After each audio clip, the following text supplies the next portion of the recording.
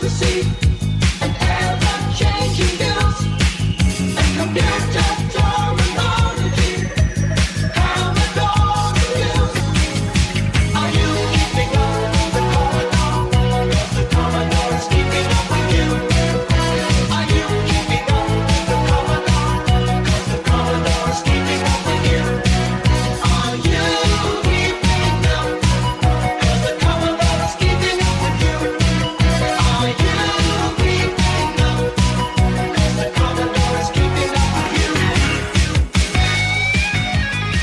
Hello and welcome to this special episode of Zepped to the Past. I am Adrian Mills. I'm joined as always by Mr. Graham Raddings. If you haven't listened before, this is the podcast where we discuss games that were released for the Commodore 64. Normally, we look at games covered in the magazine Zap 64, which we are in no way affiliated with. Not this week, though. This week, we are exploring those Zeppelin games that eluded the pages of Zap. Those Zeppelins that flew away, if you will. So, Graham, are these blimps worth tracking down, or should we have just let them disappear into the distance? Oh, let the sun beat down upon my face, with stars to fill my dreams. I am a traveller of both time and space, to be where I have been. If this were a podcast about Led Zeppelin, those words would have a lot more meaning. As it stands, this isn't about John Bonham and co. at all. This is Zepped to the Past, and that must mean something else is happening. So, in this collection of C64 Stairways to Heaven, we get to our favourite vertical takeoff-enabled rotor-based vehicle in a mission to kill all of the spaceships to get the bomb that kills the tank that is causing a right old load of trouble in the village in Chopper Commander, and then throw our humility out of the window, slip into some football boots, and yet again head to the orthographic sports stadiums as we play a couple of halves of the humbly named Fantastic Soccer. So that's two Zeppelin games tested that Zap didn't even look at. So this could be the Zeps that Zap forgot, which is probably quite catchy, but that isn't it though. As Steptoe once said, there's more meat in the claws. So while we chuckle at the thought of Steptoe and Son, we head to the pub, or at least the local lounge pub, break out the C64 and some cans of Kestrel, and aim to have a good old-fashioned Q&A game with arcade trivia quiz, before finally ripping off our army fatigues, running like we're punching bats out of the air, and going full-on Conan style across the assault courses, challenges, and hazards of Para Academy. Zeppelin games certainly pumped out a lot of products over the years, and while some didn't quite hit the mark, their output has generally been pretty good. Are they the ultimate kings of the budget game on the C64? There's only one way to find out. Well, like with all things Zeppelin, it can be hit and miss unless you've got a good drummer. Yeah, true. I'm not sure some of these have got Bonham in them, though. No. Yeah. It's the Mexican equivalent, I think. Yeah, absolutely. So this week, basically, because Zeppelin are just pretty much the only studio left in town, aren't they? Yeah. But we noticed that we missed that some of them didn't get looked at in Zap, and there's 4 that we found. So this week we're going to look at 4 of those games, all budget, all from the last few years. There were some from the future that were beyond the end of Zap, so we didn't include them. I wanted to keep it within the remit of the show, which is May 85 to November 92. And so we found these 4 games, and we just thought, well, let's have a look at these, because the reason why is work commitments this week has sort of prevented us from sort of recording a proper full episode. We're not dragging this out. We do want to get the podcast finished. We're just putting these in because we want to give you something to listen to each week. We just don't have the capability this week. Because we're not, one of us isn't even in the country. No. So it gets very tricky sort of thing. We tried it once before. Graham was using a sock as a microphone cover. It was a tricky. It was. He's talking for 2.5 hours. He's talking into a sock, and I don't want to force that on him again. It was an unpleasant experience, so let's not do that. So we've got here a bonus episode where we're going to we're still looking at 4 games, just without the TV and stuff. So that's what this is. So, Should we get into the first game, Graham? Yeah. Just remember that, because we've called it Zepped to the... I suppose we should call it Zepped to the Pest, really. Zepped to the Pest. But someone said to me that if you change all the A's for E's, it makes you sound more South African. It does. So it's Zepped to the Pest. Zepped to the Pest. So there you go. A little tip. If you want to sound more South African, just do that. So you're Adrian. Graham. I'm Graham. You're Adrian. We are Zepped to the Pest. We are indeed. Shall we play the first game? The first game. Right, let's move on. Let's move on to the first game. Let's do it. And Graham, I can't do anymore. Graham, that first game is over to you. We had Johnny Quest the other week. Now we've got Chopper Commander. Tell us all about Chopper Commander. Chopper Commander. Get to the chopper.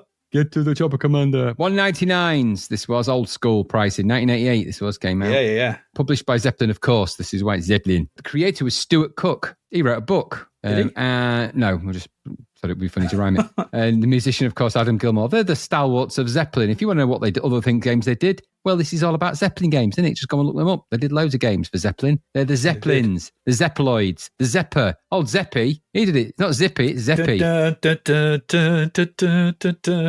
Stuart Cook was famous, by the way. He could hold more coconuts in his underpants than any man in Britain at the time. Thought I'd put that there because you never know if these facts are true or not when you find them. Could be AI making that up. Generative AI being what it is these days. Yeah, true. Chopper Command then. 3 of the free continents are under the rule of the evil empire. And to make matters worse, the empire is sending in tanks to slaughter the population. How dare they do that? You are the remaining helicopter pilot of a squad sent in to help the population on this suicidal mission, but you have vowed to fight on to free the continents. Okay.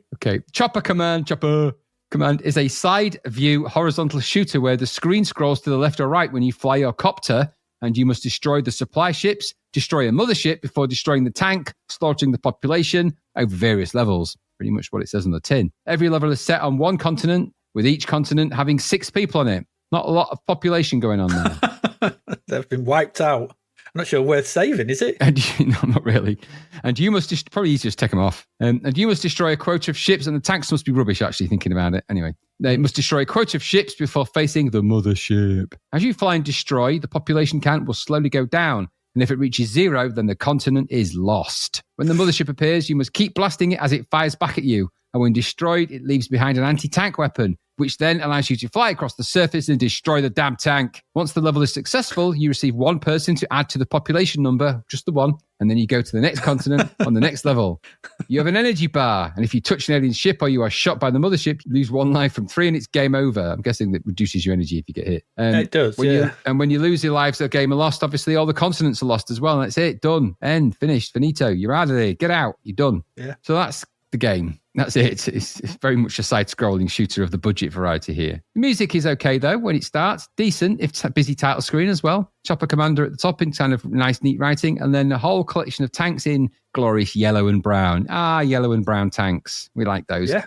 And the little Zeppelin game in a neon logo in the middle. I quite liked it for its kind of craziness. There's a scrolling message on there as well. And, of course, press fire to play. The game is essentially a fast-scrolling shoot-'em-up. Backgrounds are okay for what they are. Reasonably well drawn and grown, I suppose, for the time and for the budget. And the scrolling is pretty nippy, actually, overall. It's very Defender. Let's be honest. This is a Defender-ish game. I suppose it's more, It's Defend rather than Defender. It's not the whole thing. They didn't put all of it in there, just enough. The lower, there's no radar map or anything like that. The lower portion of the screen has an odd-looking UI, though, doesn't it? A bit weird, that.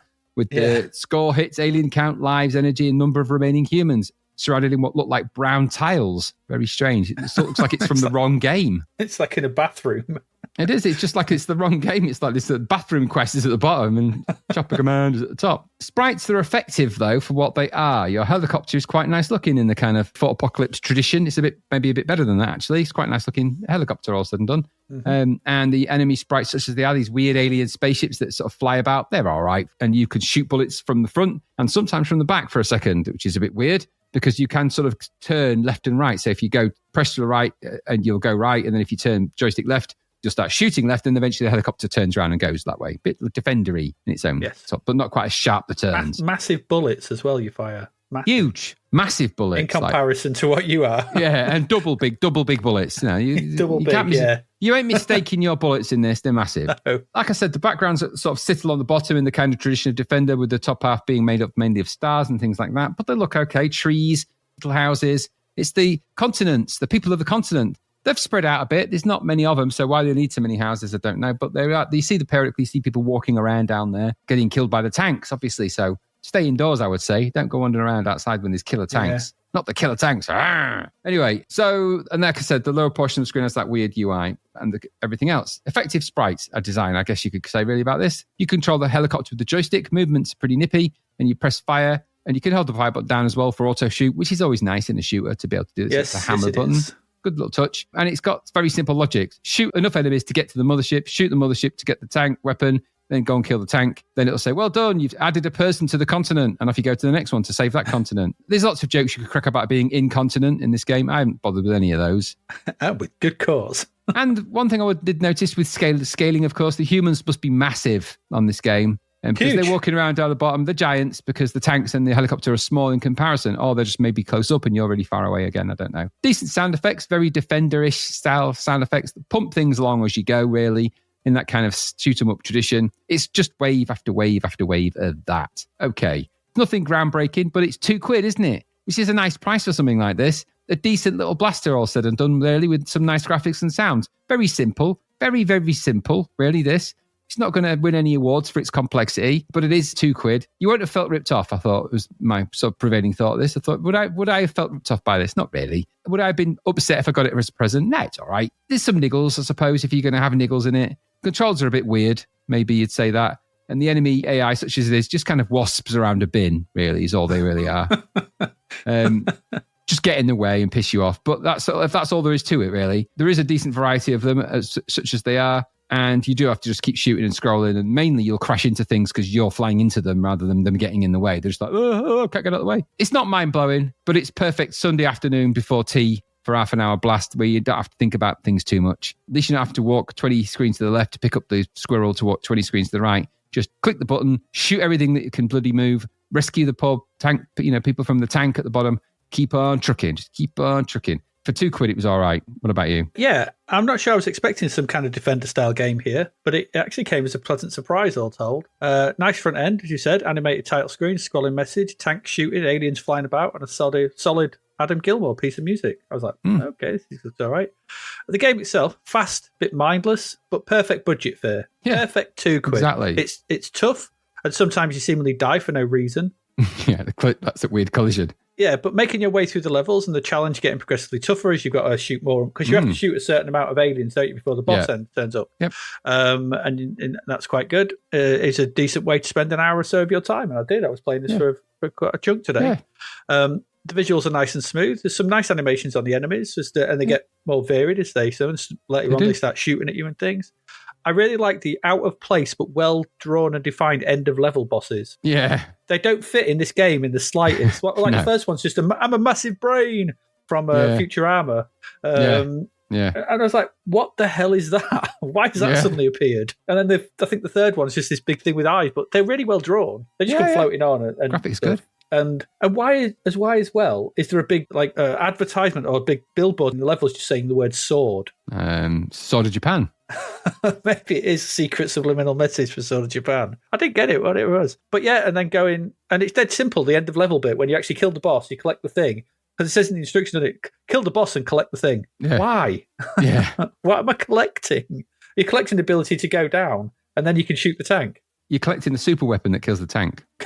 But you can't go down to shoot the tank. Reminded me a little bit of retrograde at that point. We have got kind of the flying bit and the lower bit. So you don't land, but it just made it. It just brought it to mind. It's nothing like retrograde, really. It is like retrograde because it's a left and right where you stay in the middle and then enemies come thick and fast and defend it. It's all those kind of things. This is fast. And it's quite a bit of fun, and I find it good fun to play. I also liked, as you noted, holding down fire constantly shoots, always good. And I like that you can be flying at full speed in one direction, then tap the opposite direction to shoot behind you for anything coming up behind you. That was quite nice. I don't know if it's meant, I don't know if it's programmed or just a bug or glitch or the way that this controls, but you could do it. When you got quite good at it, you just zoom along to one direction and just hit the other way every now and again. I like that. A pleasant, mindless surprise, this, and I quite a lot of fun with it. You could do a hell of a lot worse for £2, that's for sure. So I would recommend this. Don't come in expecting retrograde or depth of drop zone or anything like that, or Defender. It's £2 blasting, done well, and some nice visuals, and you'll get out of it if you come in with that mind. But yeah, that UI is a bit on the busy side, isn't it? I was like, what means what? What is it? Yeah, it's a bit. It is a bit. But I enjoyed this. I think this is a good little budget title. So a good start. A good start to this. The Zeps that got away. Let's move on. Let's move on to our next game. And the next one, well, this is Fantastic Soccer. Fantastic. Fantastic Soccer. It's the hope. This is hopefully titled, isn't it? The hopefully titled Fantastic Soccer. This is the second one. Seemingly released in 1989, originally for the Atari 8-bit machine. It was then ported to the C64 in 1990. So a bit of a derivative route, but it got to us in the end. There's no price listed on Lemon, which led me to wonder if it ever came out. But there's a cover for this on Moby Games with C64 on it, and it lists the price as £2.99. Okay. So £2.99 is the price. The price is £2.99. And I guess that was the budget price at the time for 1990, so it makes a bit of sense. It was coded by, we've seen these people before, coded by Ian Copeland, graphics by Richard Beston, and music by Adam Gilmore. Gilly. It's the Zeppers. It's the Zippers. Zippers. All three of whom had gone on to work on loads of Zeppelin titles: Blinky's Scary School, Ed the Duck, Neighbours, Ninja Commando, so on, so forth, Chopper Commander, loads of them. I always think naming your game with a superlative, in this case fantastic, is at best hopeful and at worst downright misleading. Yeah. you set yourself up there, you set yourself up for failure. Let's play this though. Let's see which it is. It could be hopeful. It could be brilliant. Could be misleading. There's a decent loading screen showing a football. Yeah. It's football. Yes. It's a football game. It's a football game. And then an interesting title screen, I guess. A logo, the word soccer bouncing up and down in front of a well-drawn and shaded football boot. It is. I had too many studs though. Yep. The studs are in the wrong position. I thought you'd spot something like that. Well, because there was 3 at the front, and you never had 3 at the front. It was 4 at the front and 2 at the back. When you had screw-ins. Is there actually where you've got is a particular place where you have to have those then, or can you have them in any? You could have had 3 rows, but it looked wrong. Could you have 2, just one at the front and one at the back, like long ones? No, because you won't be able to pull them out the ground. I just remember studded boots. The moulded studs usually had about 13, but the screw-in ones, when you got them, there was usually 6 per boot, if I remember rightly. 2 at the back, like I said, and 4 at the front. That's what I remember. It's been ages since I had a pair of boots. Accompanying this is the Chaz and Dave album of all your favourite football chants from Mr. Gilmore. Yeah, it's quite good though. It's all right, but it's like, it's not his best piece of work, but I suppose it fits the theme at least. I was expecting Match of the Day to come in at some point. But it's a here we go, isn't it? Here we go, here we go, here we go. Which isn't a bad thing. It's all right. Pressing fire stops the music, though, and gives another tune, which I didn't recognise, and lets us pick some options for the game. So we can play 1 or 2 player. We can have a game from 10, 20, 50, or 90 minutes, and that's real time. For God's sake. Could you imagine a 90-minute game of this? No. Could you? I mean, could just do it. Not sped up. It's not sped. It's real time. That's a real 90 minutes. My God. You can then choose your team from a selection of 6 Premier League teams of the time. There's one called Zepp City and one called Ian's team. Okay. Not that it makes any difference. Just pick something. You can also pick from a series of standard formations for your team. If you're playing 2-player, you both have to pick a different team, obviously. And you got some standard formations. 3-5-2, 4-4-2, 4-2-4, 4-3-3, all that. You can pick whatever you want. Again, it makes no difference. No. Just whatever you want. So once you're done, press fire, or click exit. The match immediately starts, and we've got a top-down Micro Soccer knockoff on our hands, basically. We do? Very much so. The pitch seems too zoomed in, and I kind of... I compared it with Micro Soccer, and it's because only 3/4 of the screen is used for the pitch. So it isn't actually more zoomed in. The pitch on Micro Soccer is... The display of the pitch is bigger. Yeah. So by having that, it looks smaller, although it's kind of the same size, because I had a look at where the sort of the centre circles were in relation. They are kind of similar, but because there's less space here, it seems more zoomed in, which is bad. At the bottom, in a large font, is the name of the 2 teams, and I thought it's quite cheap. Thing single play, it just says computer. Yeah, it does. Yeah. Give them a team. Could have been a team, couldn't it? Just pick one of the other 7 teams that are not player. You are not. I'll make it up. Absolutely. Ian's team. Zeppelin United, Yeah, and above those is the time counting upwards. Starts at 0, counting forwards, all the way to 90 minutes. If you play, controls are your usual 8-way running, and you control the player that is, flashing. It's the usual sort of thing. You can kick it in any direction, the direction you're running. If you tap it, it does a ground kick, and you hold it, it does a longer lofted kick. That's kind of, at least you can do 2. It's better than that five-a-side football thing, indoor, whatever it was we saw the other week, where you had no thingy. In defense, you can tap the fire button to do a sliding tackle. That's kind of all you can do. I couldn't seem to swap players. I don't know if it did. Maybe it was doing. It seemed random, arbitrary. Who knows? There's the usual throw-ins, corners, and goal kicks. They're all present as well. So, I mean, it at least looks like football. Yeah. From a bird's eye view, it looks like football. From a visual standpoint, it's budget. Flat green pitch, white lines, no shading, simple chunky sprites charge about aimlessly. Budget football. The scrolling, I guess, is smooth, and at least there's no slowdown present that I noticed. The sound is basic. Once you're in game, some kick sounds and a swish as you slide in. That's about it. Should either team scores, a massive goal appears. It's got an exclamation mark that doesn't fit on the screen. Which I was like, oh, it's sort of, budget though, and it's budget. And at half time and full time, you get the same massive text. Half time. You do. And that's about it. This is an aimless and directionless football game, and it's not fantastic in any way. No. In no way is this fantastic. I get this is what you get when you pay for, you get a quarter of Micropro Soccer. Yeah. It's like going into a sweet shop. I'll have a quarter of this. I'll have a quarter of Micropro Soccer. You get a quarter of the graphics. You get, a quarter of the most to speak of. In other words, none. There's no cups or leagues, just a single game. You get a quarter of the teams, a quarter of the controls, a quarter of the atmosphere and effects, and a quarter of the enjoyment and gameplay. So you get exactly what you pay for. A quarter. Yeah. And that's it. Playing this is single player is an exercise in frustration, as the computer player will hug you like glue and just run away with the ball all the time, leaving you chasing after them. There's no way to know where your players are. There's no sort of there's no kind of radar or anything. There's no way to switch to them should you need to that I could work out. The goalkeeper's automatic and just boots the goal kicks or when they pick it up downfield. And there's no skill. It's just boot. Yep. Okay. And the game goes on forever. It does. It really does. Because it's real time. And there's no way to quit out. I've pressed every key and it just paused it. No, I don't want to pause. I want to quit. And the shortest time to play is 10 minutes, which felt like an ice age. Because you pointlessly trundle around after the computer plays in some vain attempt to play football or soccer in this game that resembles football in name and appearance only.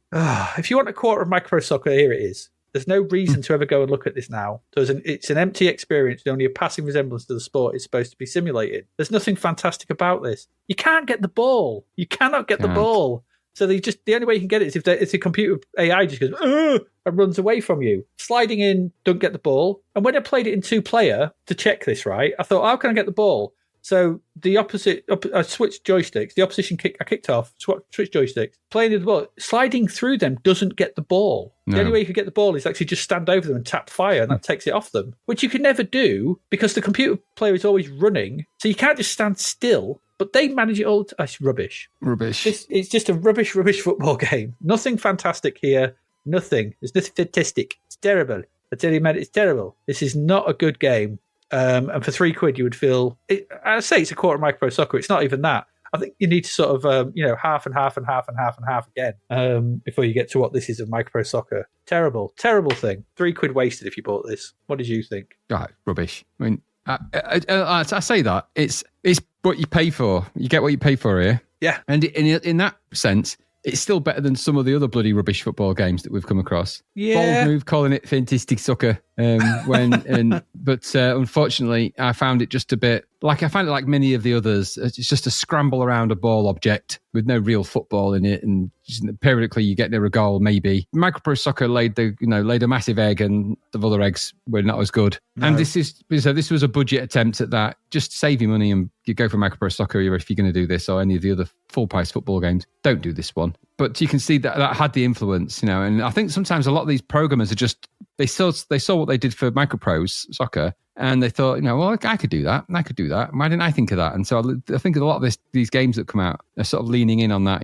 I could do that. I could do a big scrolling routine with all the sprites and football in it. And then when they get down to it, they're like, actually, it's a bit more tricky than I thought. Oh, well, just a load of people chasing an egg, which is what this felt like. It was the great egg chase. So as an egg chase game, it was all right. But as a football game, really rubbish, wasn't it? Really rubbish. Didn't enjoy it at all. Like you say, all the silly little things that you don't get, you didn't pay for that is what I imagine someone saying that.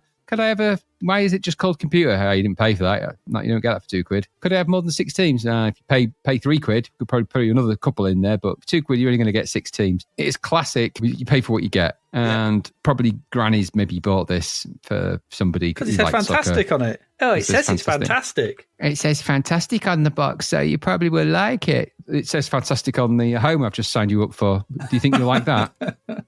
What's that down the bottom of the stairs, Gary? Look, it's a fantastic slipper.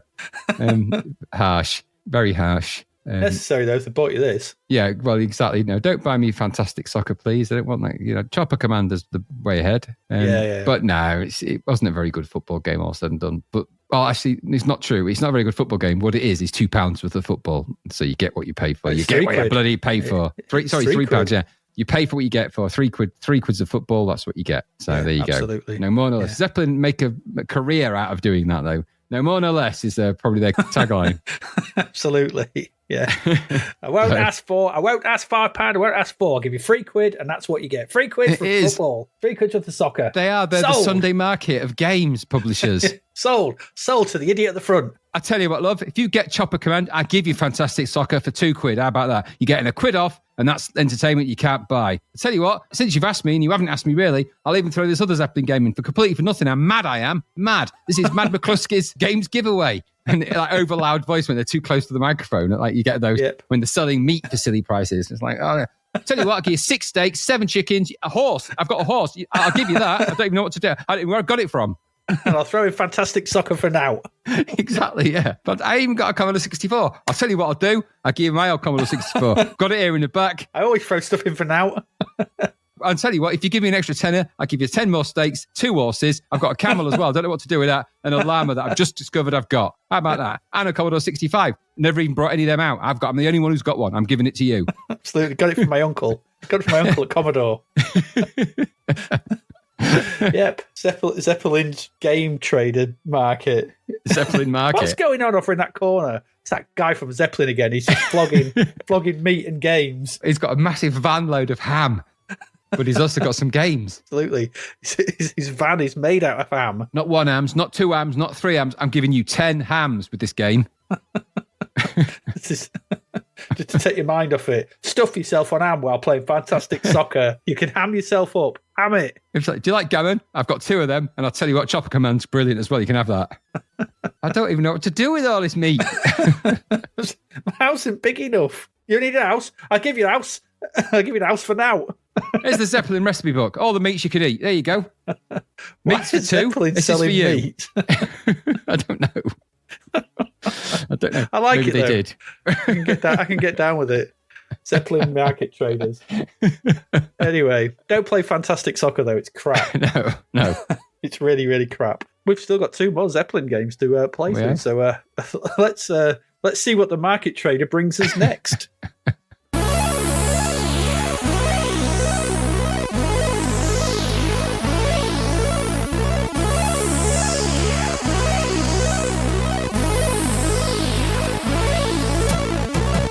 The novel Escape from the Commodore 64 by David Hearn is out now. Crash landing on a green planet full of vector graphics, can Sarah find a way to escape for real? Or is she stranded on a planet full of sun, sea, and chippy tea forever? Imagine finding yourself in a cinematic karate game, having to rescue a princess, or remain stuck under the run-stop key forever. What about finding yourself on a space freighter full of robots? Could you clear the decks? If you were transported back to a Wild West town, having to round up outlaws, could you survive until sunset? What if you were a wizard with a cat who must colour worlds? Could you beat the game, or would a virtual guitar solo announce your demise? Sarah might just be another visitor, but she doesn't want to stay a while, never mind forever. Available from Amazon and all good online retailers, discover if there's a way out in Escape from the Commodore 64. Visit davidhearnwriter.com to find out more. So on to our next game. Away from that, wasn't fantastic soccer. Let's move into our next one. And Graham, that is over to you to tell us all about an arcade trivia quiz. Arcade trivia quiz was $2.99. Of course it was. It was. Zeppelin budget. This was obviously a Zeppelin game. This was developed by Dreamscape Designs, though. Love that. It's nice, isn't interesting, yeah. Dreamscape Designs. This was Martin Fowler, fresh from the set of EastEnders. Dreamscape, did that stuff Dennis Quaid in it? Yeah, exactly. What an odd mixture that is. So Martin Fowler did this, obviously before he fell foul of Arthur and everybody else. He made Arcade Fruity Machine as well as this, so in case you wondered. Okay. It was also coded by Tony Reeves. He did the Shoe People as well as this. And the graphics are by Aaron Fielding. He also did Arcade Fruity Machine, or Arcade Fruity Machine. And the title screen also is by Aaron Fielding, who also, of course, did Arcade Fruity Machine. And the musician, of course, it's Adam Gilmour. He's done loads of stuff, mostly Zap stuff, but he's pretty good. He's pretty good is what he's done. Yeah. He never turns in. In actuality, the music here is actually really good. One of the best things about it. Really good tune on this. So arcade trivia then. Guess what it is? I'll give you 3 guesses. Is it an arcade trivia quiz? You're right, but not how you think. So this comes up with a quite an intriguing and quite interesting, I suppose, title screen for what it is, loading title screen. Arcade trivia quiz on the left. Gives you who's it's coded by and everything. And then you get the nice sort of image on the right of Zeppelin and the lack of guys looking into a book. This is very much based on the kind of arcade style quiz things, the trivia quiz games that you kind of see in pubs a little bit, similar sort of style. So, and in this one, you can play it, I think, 3-player. That's what I did. So you could play this 3-player. And when you start the game, obviously, and you start it and you can choose from the 3, there's 3 sort of caricatures on the top left. There's a stack of question cards in a pyramid. So 5 across the bottom, and then 4, then a row 3, then 2, then 1. And then on the top right, your logo. And then, of course, you've got the round number in there as well. Just underneath the 3 caricatures, which aren't terrible, they're actually quite fun. You've got some money, of course, because this is based on an arcade type mentality. So you've got money to play with and bet. Then you've got the timer countdown, which counts down how long you've got to answer the questions. And then you've got a pick a card, the scrambulator. And the idea here is quite simple. So the icon will highlight one of the cards for one of the different topics for the quiz. So things like geography, film and TV, music, that kind of thing. And so you've got a few different topics to choose from. But you don't get to just pick, it sort of randomly flashes off. And you press the button and you'll if you can time it right, you might get the one you chose. But otherwise, you'll get the one that you land on, essentially, at the time you press the button. Then you'll be asked the question, and you have up, down, left, or right. There's 4 multi-choice answers, and you press up, down, left, or right to answer it correctly. If you answer it correctly, you escalate up the pyramid to the next one where you've got 4. I don't think your timing speeds up. Maybe it speeds up fractionally for every level you go up. I don't know that for sure. I can't remember. But you also, of course, I think you're betting money or you're winning money. If you get the question right, you win money. If you lose, or if you get it wrong, you can choose to continue or restart or continue. But of course, you lose a little bit of money. And eventually, if you lose all your money, it's game over, mate. Got to start again. A bit like a pub quiz. Yeah. You only win money if you get to the top. So you don't get money going up the levels. You start with a pound. Is it a pound you start off with? Yeah, so you get and it costs you 20p a go or a continue. Yeah. So and that's how it plays. So you answer the question. If you get it right, you go up to the next level. You obviously you keep going and keep going. You get to the top and you win, and then it's to the next round you go with more multiple questions and things like that. And of course, you can do this with 1 or 2 or 3 players if you want to. You want to do it that way. Yeah.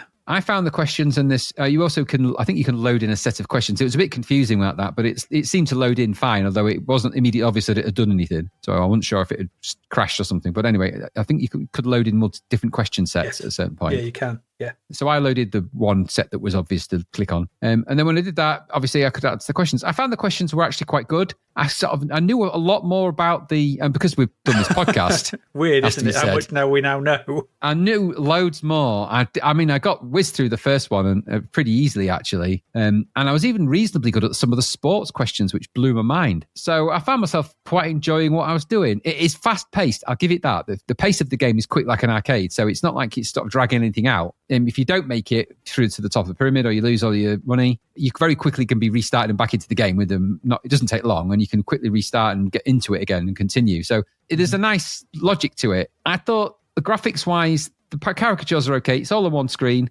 Pyramid graphics are kind of a high-res overlay thing for what they are, and then you get the questions up with text. There's nothing terrible about that, and the pace of the selector is quite nice. It does make you think, you're not got ages to figure your answer out. So you do have to sort of go with your instincts a little bit, if you're unsure. But I found the questions quite reasonable for what they were. Or at least sometimes these quiz questions have been really dated and about things that you didn't really know anything about. Like I said, the podcast has, if anything, improved my general knowledge greatly. So I was able to sort of get into it. I thought this was actually, for the money you're paying for it here, which was £3, this was a good party game. If you had 2 or 3 of you playing it, you'd have a lot of fun with this, and you could be shouting at the screen. And it's good in a kind of way that is not difficult to get into. There's not lots of logic around it. It's just answer the questions quickly and work your way up the pyramid. And you either win cash or you lose cash, and it's game over. And so if there's 3 of you playing this, you're going to be battling it out to see who can get there. I think there's some mileage to that. And it is just doing what it says on the tin. very ably and very succinctly with some decent, catchy sort of arcade stylings. I thought it was okay. I've played a lot worse than this. I didn't feel like I was interrupting any meetings or anything like that with this one. It just felt like we were able to get in and get on with it. And it did exactly what it said on the tin. This was an arcade trivia quiz, very much themed to an arcade style play. And I thought all the better for it. You'd have had fun for £3, I think, with this, with a couple of mates. I think that would have been a good evening with a few beers and a bit of a laugh if you wanted to whack it on. And it's colourful and vibrant enough on one big screen on a big telly, as it would have been back then. You'd have had a bit of a laugh with your mates for this. I don't remember ever playing it, though, in the whole of my life up till now. But for £3, you could be doing a lot worse, couldn't you? Yeah. So it was all right. Not a bad game, that. I don't know what Zzap would have rated it at. I think it would have sat on an uncomfortable territory for them. I think they probably wouldn't have given it too high a rating because it's sort of a bit one note and it's not doing more things. So maybe it would have got the 50s to 60s mark for them, but maybe the budget price would have kicked it up a bit. I don't know. But I rated it quite highly. I thought it was quite good and I got quite far into it as well, pretty quick, which is always nice when you do well. So what did you think? Pretty much exactly the same. As multiplayer trivia games go, this isn't bad. This is pretty good. The questions and speed of the whole thing is nice and fast. And the way you select answers with the direction of the joystick is intuitive. Rather than moving up and down like you did in that Double Dare, which we saw, you had to go 1, 2, 3. It was just like left, right, up, down. Pick the answer. Yeah. And so that's quite intuitive. That's easy to grasp. Move the joystick in the right way. Press the direction. I like the progression of the pyramid of questions. I thought that was good. The different player faces were well drawn as well. A little more variety would have been good to see, but it is what it is. I got told though, I got the question: which of these films did Steven Spielberg, Steven with a PH as well, direct? And one of them listed was Poltergeist. So obviously, did not direct. It said which of these did he not direct? So I selected Poltergeist, and it said incorrect. Like, it didn't direct that. Annoyed me. But aside from that, I found the questions to be a decent mix of standard Trivial Pursuit categories, and like you. This podcast has certainly made my knowledge of late 80s, early 90s music and all that kind of things and things we've looked at in the TV section and the films and stuff. I know loads more now than I did back then. Not sure I need to, but it helped in this 1992 or 1990 trivia quiz anyway. I managed to go all the way through the cash run. If you get to the top one, you answer the question right, you get the cash run where you get like 20p, 50p, a pound, £2, £5. And so if a question for each one, and I managed to get all of them, and so I ended up on, I won £9.20. It's like, yeah, that's cool, because that's quite cool, because that back then in 1990 that was a night out, £9. I could have had quite a good night out in the pub for that, so that was quite good. Shame it was virtual money, but never mind. And I've written what you've written. I think this could work. This would have worked quite well as like a family game with a couple of mates around. I think if you had this on and your family about, can I show this and we'll play this, and 3 of you playing it, your mum and dad or something, or your brothers or whatever. I think it could have been a nice Christmassy one or something like that. Could have been a bit of a laugh with that, party like you said. But a couple of mates probably, like you said, with some beers. It's quick to get into, easy to understand and play, intuitive. Here's a question: move left, right, up, down. Keeps it nice and simple as well. It's nice and fast. It's one of the better trivia games we've looked at because it does keep it fast and simple. And we've had loads where they've tried to over-egg the trivia pudding. Don't need it. You just want to ask some questions and get on to the next one. And this does it pretty well. So yeah, I enjoyed this. Thought it was good. So can't complain. Can't complain for £3 at this. Nope. I think it would have been in the high 60s maybe. Yeah. So it's got a decent review, I think. Yeah. Let's move on to our final Zeppelin game that flew away.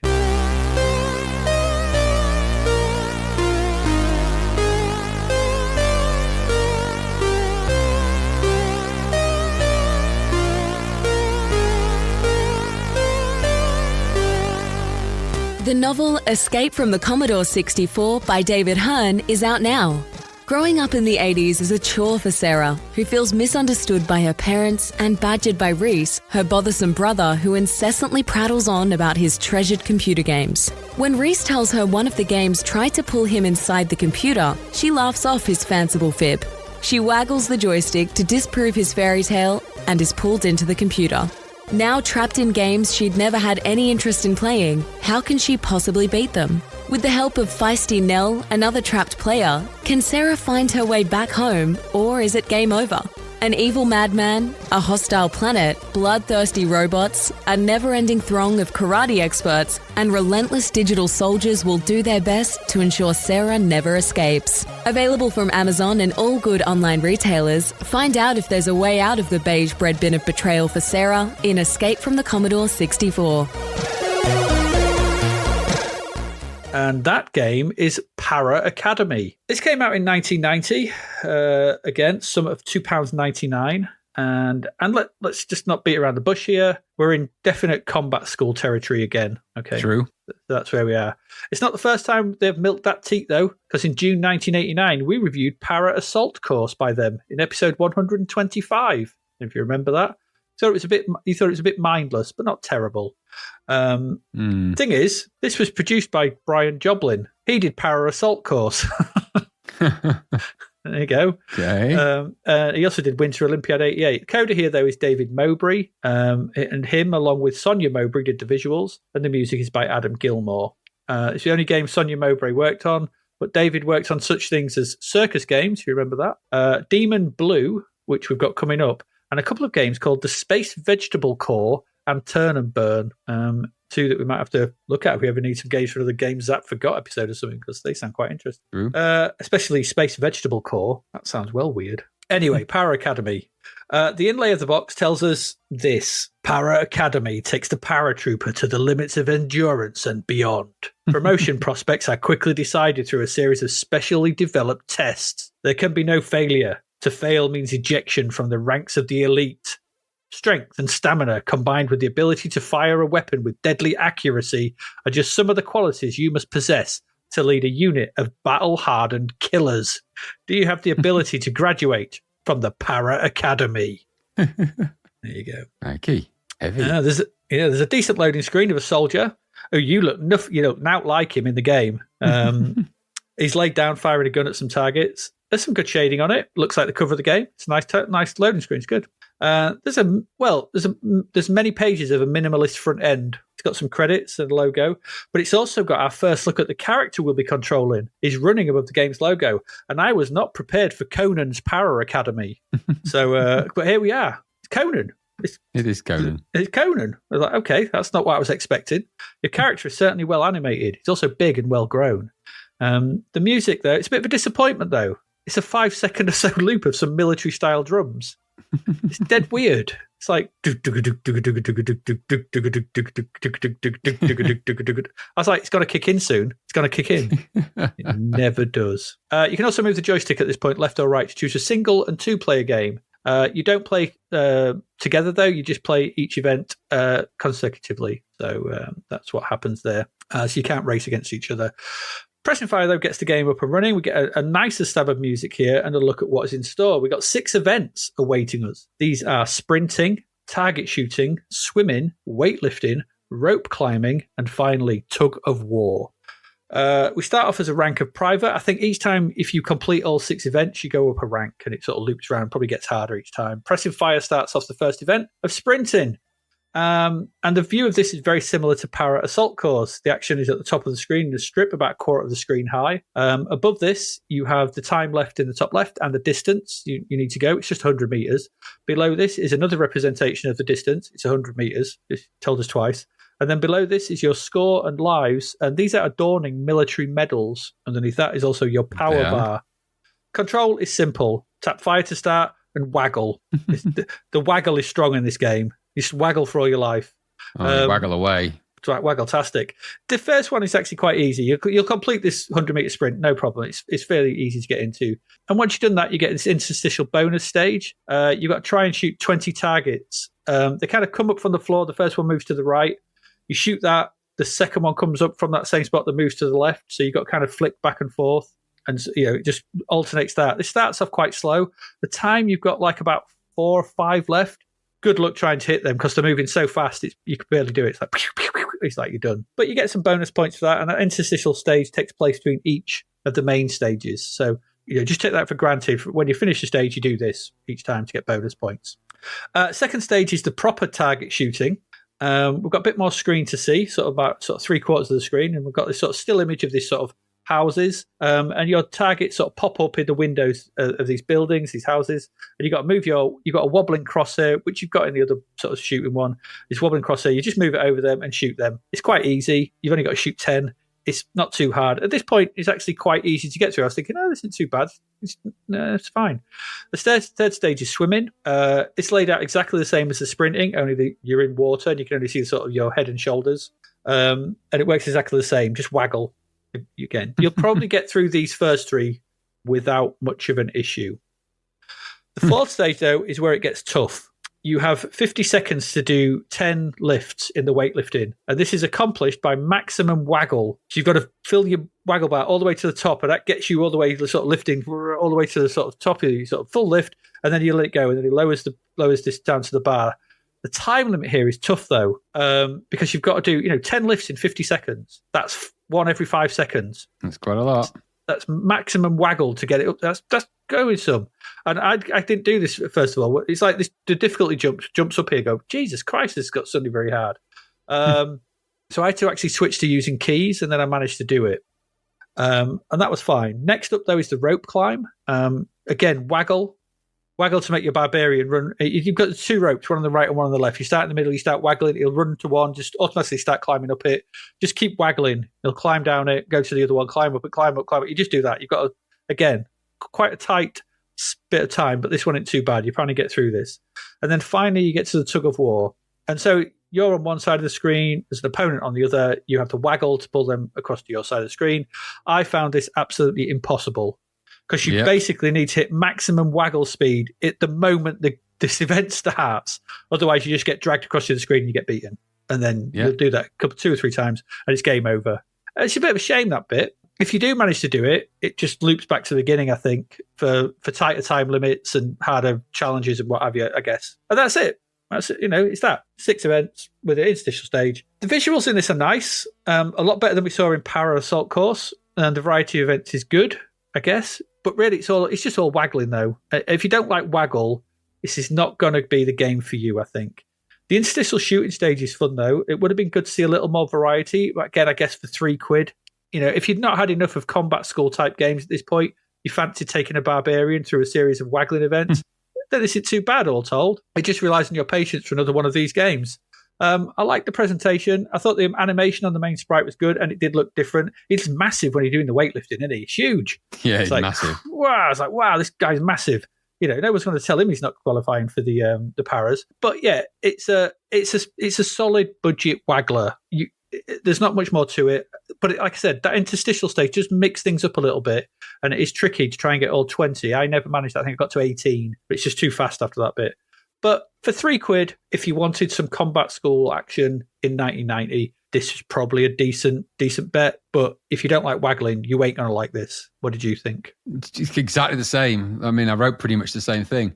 Just an old school waggler. We ain't had one of them in a while. Bit of a mishmash of unusual graphics, to say the least. The animation made me laugh out loud on that first peg it and run level, where he's like properly like turning into it. Yeah. He's a really thick set guy. He's barbarian. Barbarian. He's barbarian. He just runs topless. He's like, screw this. I'm not wearing a army vest. I'm just running topless, and that's it. And nothing you can do about it. They didn't have anything to fit him. The little map thing underneath that made me laugh again as well, with the little blue ghost going and turbocharging it along as well. I could see this. Obviously, they're gone for the combat school $1. And this is, Aldi combat school, isn't it? And there's parts that work and parts that don't. Obviously, mostly don't. It's just a bit. I wasn't prepared for a waggler of this type and this magnitude. And the levels go from being relatively unpleasant to borderline unplayable very quickly. And so it's a series of unconnected horrific events that you don't really give a shit about. And neither does the guy in it. So nobody really cared. I think they're just in the panic to get a combat school variant. And what's the other one as well that we saw? The 19, wasn't it? In a panic to get... we saw loads. Panic to get a game out of that type where you've got, the guy running and doing stuff, the military training thing. I could see what they were aiming for. And that was, for a while, I think that was Zeppelin's MO, that they would just parody the bigger budget games and create a budget game that was more passable. And in some instances, that model worked, mainly for shooters and things like that, and games that didn't look like this. And then every now and again, they sort of would throw one of these into the mix when you're like, meh, it didn't quite work. We weren't going to complain too bitterly about losing £3 for it, though, I don't think.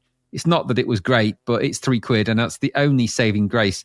I wouldn't have given this a very high percentage. This would have been in the 40s, maybe even less. There's some interesting bits, but that's all you can really say. And it's more laugh out loud funny watching old Conan Brown Pants go for a turbocharged run in a really muscular, like I'm determined kind of way with his flat top mullet. Classic. Other than that, and do people really run like that as well, with like just fisted hands, like da da da da? He does. He does. He more rotates than runs. His momentum of rotation carries him forward. His angular momentum. It made me laugh as well that he had fantasy mountains behind him as well. Yeah. It's like, it's what's strange. going on? Where is he? I mean, is he running along a train track or something? I don't know. Anyway, whatever he's doing it with determination and good rotation of the hip. And that's always a good thing. He's obviously training pretty hard. Doesn't make for a very good game, though. Very dull and not very inspired. And obviously ripping off games that weren't actually much better, but better than that. So, no, not for me, Power Academy. It is funny, though, to look at, but that's it. Yeah. I didn't mind it too much because it is very silly. Yeah, it is. If you go with that, if you go for the silly angle for £3, you probably have a good laugh more than anything else. But yeah, but it will wreck your joystick. Yes, it will. Or your keyboard, or whatever you decide to play it with, because this needs some serious waggle towards the end. It's kind of ridiculous. Yep.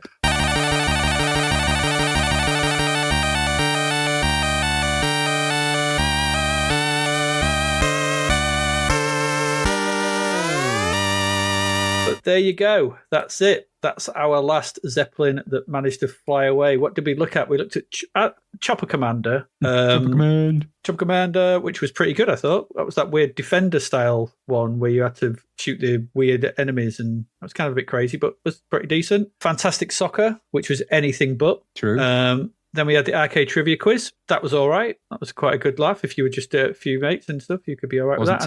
Wasn't terrible at all. Yeah, finally Power Academy, which go with the right mindset, but no, you're just going to be waggling Conan across fantasy landscapes for some reason. I don't know. Yeah, true. I have no idea. I have no idea. It's a mix of oddness. And there you go. That's it. We hope you've enjoyed this trip down Zeppelin Avenue. We thought it was a little bit different and a little bit sort of fun to play through some of these weird odd games that never made it to Zap, but in a sort of little themed way. You can, if you like this, I can't remember if we've said it already, but we'll have a Patreon, patreon.com/Zap to the Past, which you can sign up to, get these episodes early and advert free, join the Discord.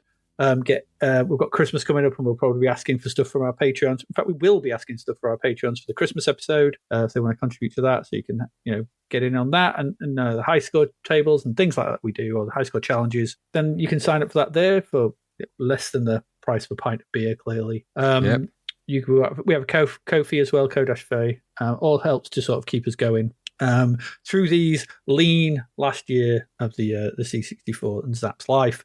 But yeah, next week we come back with March 1992.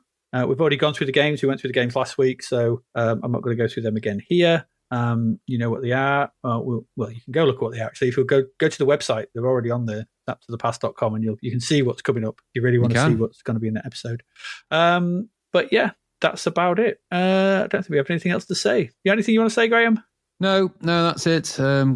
Zip to the Pest has dived through the Zeppelin trivia, the Zeppelin, and we discovered that there is some interesting stuff in amongst it, but not all of it was good, was it? So okay. No, they're like any budget label, aren't they? There's the budget bonanzas and the budget bastards. Yeah, sometimes you pay for what you get, and sometimes you get a little extra. Yeah. But I think Zeppelin at this point are doing a good job, and I think we owed it to them to have a look at some of the other games. But there you go. Some interesting stuff. So on that note, we'll say goodbye. Obviously, just a little mini episode. We'll be back with a proper one next week. As ever, I have been Adrian Mills. And I have been Graham Raddings. And you have been listening to Zipped to the Pest. And we will see you again next week. Goodbye.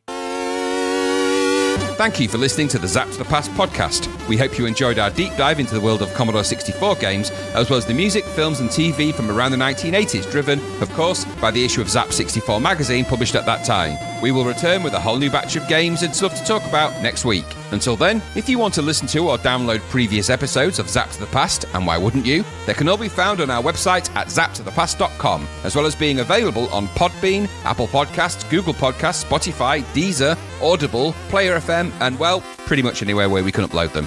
By the way, we do always love to hear from our amazing listeners, so if you'd like to contact us about anything in the podcast or beyond, you can do so by emailing us at zappedtothepast@gmail.com.